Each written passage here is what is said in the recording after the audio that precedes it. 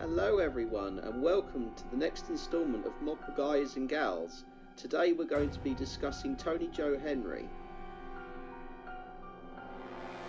At the age of 26, Toni Jo Henry, formerly Annie Beatrice McQueeston, was executed in the state of Louisiana's electric chair on the 28th of November 1942, the only woman ever to be so. Henry's case would strike a chord with us here in the UK, as the case mirrors that of Ruth Ellis, who was the last person to be executed for murder in Britain in 1955. Toni Jo Henry, formerly McQueeston, was born on the 3rd of January 1916 and was one of 5 children near Shreveport in Louisiana. Tragically, her mother died from tuberculosis when Henry was only 6 and was staying with her maternal grandmother at the time. Not long after the death of her mother, Henry's father remarried and Toni went to live with him and her new stepmother. Toni never settled into living with her father and stepmother, preferring the stability of living with her grandmother. The reason for this was because she was beaten by her father regularly. The final straw for Toni came at the age of 13 when she was sacked from her job at a macaroni factory that she worked at after the manager found out that her mother had passed away from tuberculosis. When Toni's father found out that she had lost her job, he angrily beat her and Toni finally decided to run away from home. Now homeless and penniless, Toni became a prostitute, changing her name from Annie McQueeston to Toni Jo Hood. By the age of 16, Toni had become a full-time prostitute and was living and working in a Shreveport brothel. She was also heavily addicted to drugs, including cocaine and cannabis, and was also known to drink.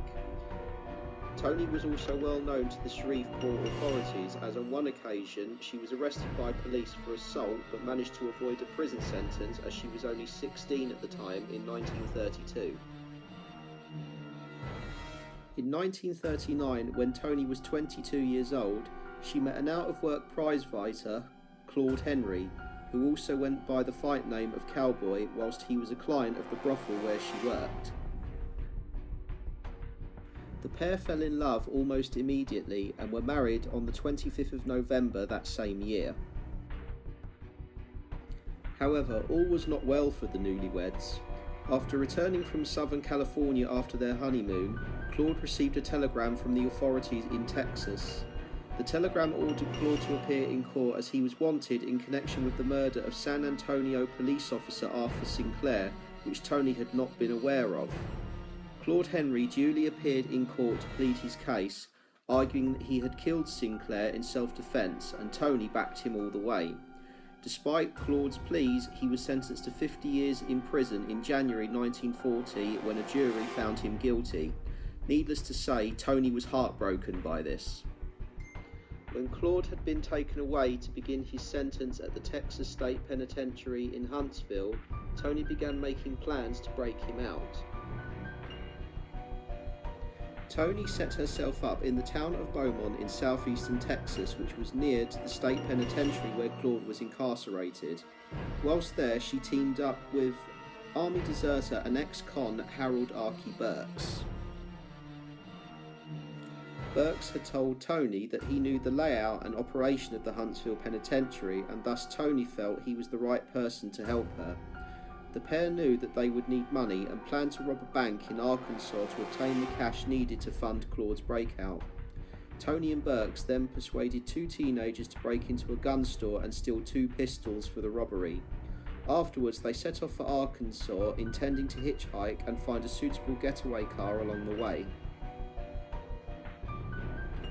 On the evening of the 14th of February, ironically Valentine's Day, in Orange, Texas, as Joseph P. Calloway was driving a Ford V8 coupe to deliver it to a friend, he spotted a couple, Toni and Burks, attempting to hitchhike. When he pulled over, the couple, posing as newlyweds, asked Calloway for a lift, which he obliged. As Calloway was driving past Jennings in Louisiana, Toni pulled her pistol on him, ordering Calloway to pull over.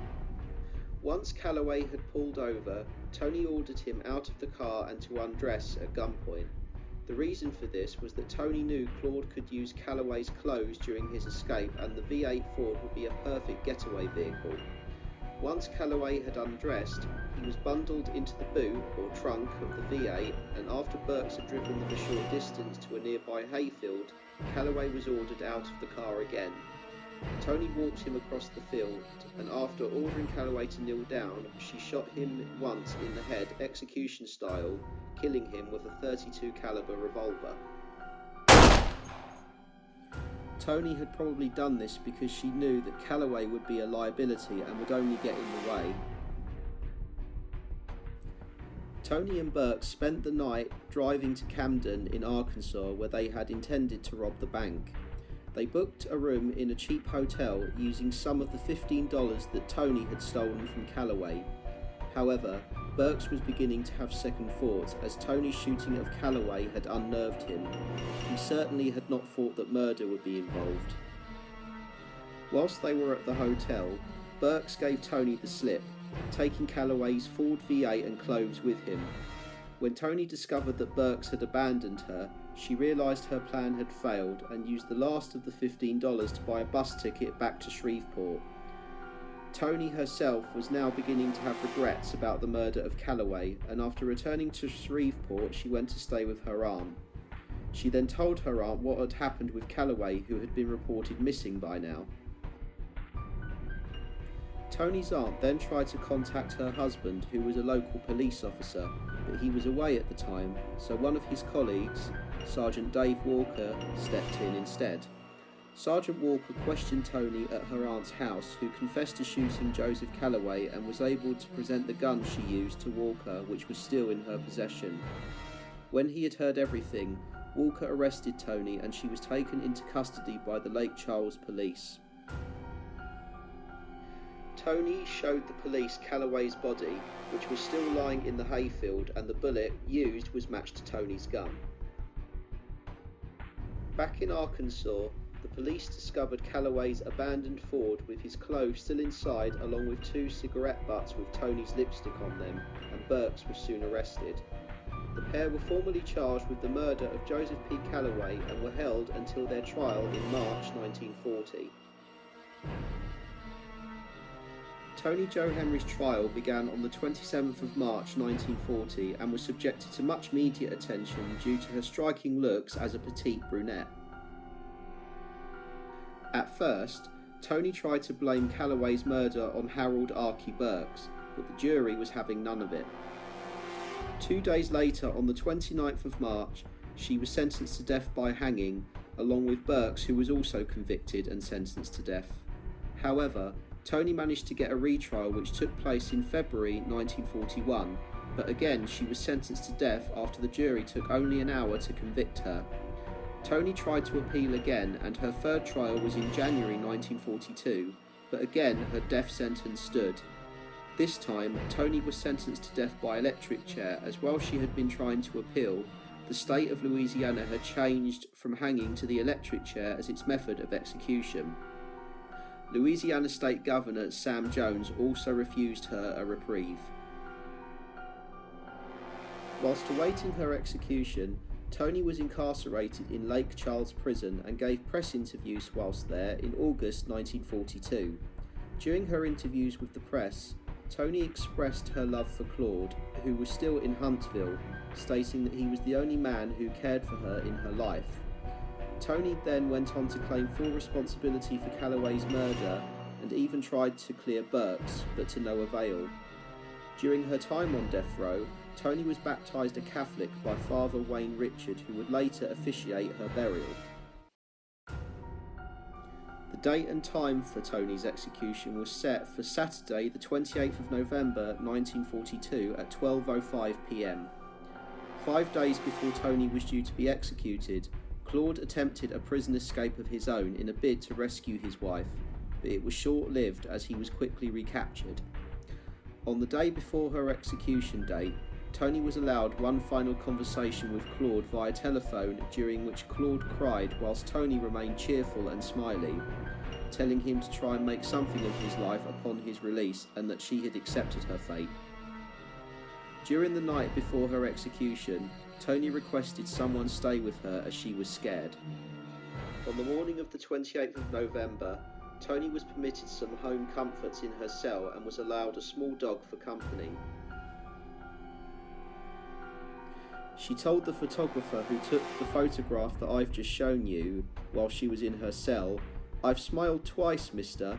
Have you any idea how much talent is being wasted here today?" Not long after, Toni was escorted to the basement of the Calcasieu Parish Courthouse in Lake Charles, where Louisiana's portable electric chair was waiting.